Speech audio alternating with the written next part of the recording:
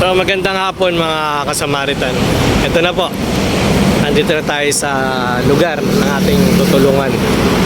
Kasama natin yung mga kapatid nating Samaritan. So sana makatulong. Bigyan natin ng grocery, tapos mga gamot, then cash.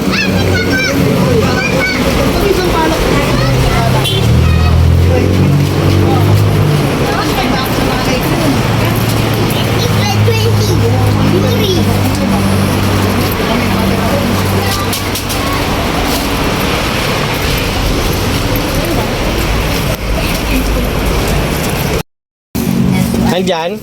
Oo, andyan. Sige, pasok na. Sugod bahay.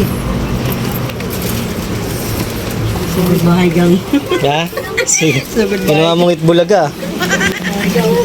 Ilalim yung ilog. Nasaan na? Pasok na. Kuryente. Pasok na rin. Ayan ba si baby? Oh, baby. Yung isa nga, dadali naman niya ngayon sa Linika. Inatikap na po yan. Kaso nga lang, bagong panganak siya, dila ng mga pamangkin ko sa Quezon City. Hindi pa daw pwedeng sobrang itiraan. Pinekap po yan. Basta tuloy-tuloy check up. Sa children po ba? Children Hindi hospital? naman. Basta tuloy-tuloy lang po kayo ron. Kung pag pinabalik po kayo ron, follow-up check-up, babalik po kayo kasi matagal po talaga yung proseso ng opera doon bago kayo may schedule. Ganun po kahirap talaga doon. Pero talagang matutulungan kayo. Kung ano si baby, oh. Bigyan niyo po ng oras yung anak niyo. Pwede po maiwanan po. Bata, pwede niyo po nang ihabilin. Huwag kaya ang lumaki pa ng ganyan. Kasi habang lumalaki siya, Malaki din ano. Habang lumalaki siya, lalaki din. Nakikala. Kasakit. Ano na?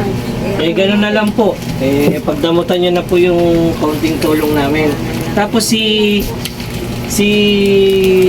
Mami, bili nyo ng, magkano ba yung ganun lang? Mura lang? O bili nyo kagad 100 pieces o kaya 50 pieces. Ha?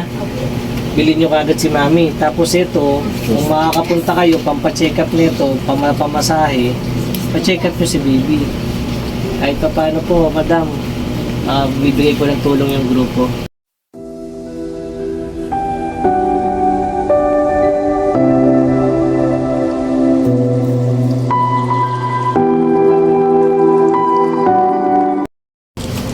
Maraming salamat po sa Good Samaritan po sa tulong po na nabigay po sa amin. Malaking tulong na po ito.